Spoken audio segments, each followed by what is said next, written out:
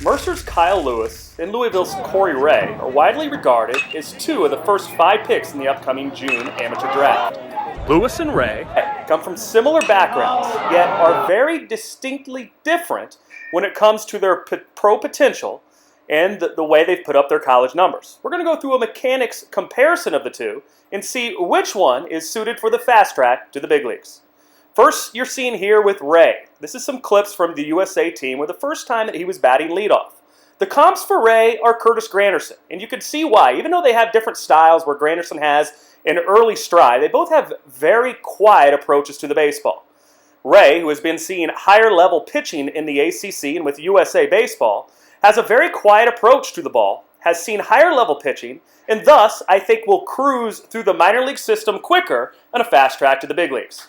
However, Mercer's Kyle Lewis has more raw pro potential. I comp him to Jorge Soler of the Chicago Cubs. Very loud, dynamic athleticism in the movement, but he's had a very high strikeout rate versus subpar Division I pitching. He does have the best bat speed in all of college baseball, the best raw pro potential with power.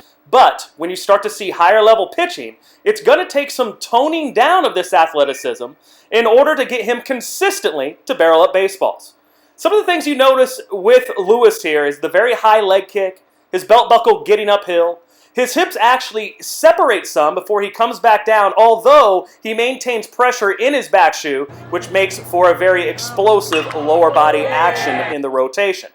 You'll see him pump the bat, which isn't uncommon for hitters of very raw power all the way from your Ernie Banks to hitters like Josh Hamilton today. He gets very loud internal rotation before he goes into external rotation and gets the barrel on plane pretty well, as you see through these tapes. But with all this excessive movement, you'll see that Lewis does get to that swing and miss quite often. In the Cape Cod League, he did see higher level pitching and put up good numbers. Coaches said he was able to spoil a lot of pitches as well as anybody in the Cape Cod League. He doesn't have a lot of baseball background. That's why he was at Mercer and wasn't recruited by higher level SEC or ACC schools from the South.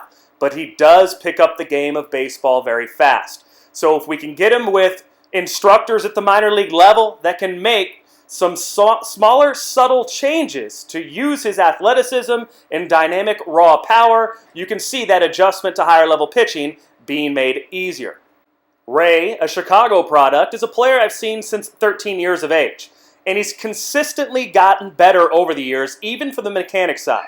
One thing you'll see from some of these clips with USA Baseball is last year he would dive into the plate and sometimes block his front side, thus causing a longer hand path to the baseball as he had to clear around that front leg obstruction. This would make Ray oftentimes hook the baseball.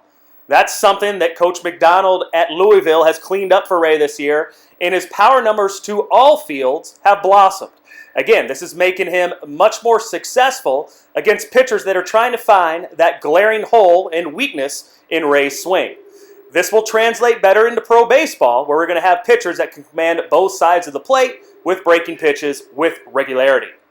So if you're the Reds with the second pick, do you go with the higher risk reward in drafting Lewis, or the safer bet with Ray? To me, in the Reds' needs, I would go with Ray as the safer bet to be able to adjust quickly to big league pitching, and you can see a player that's going to have consistency at the major league level.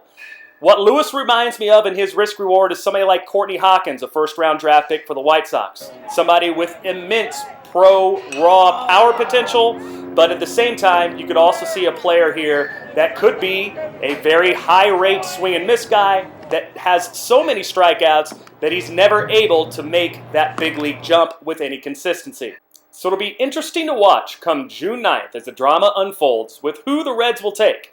Will it be Lewis or Ray, and who will make the quicker impact at the major league level?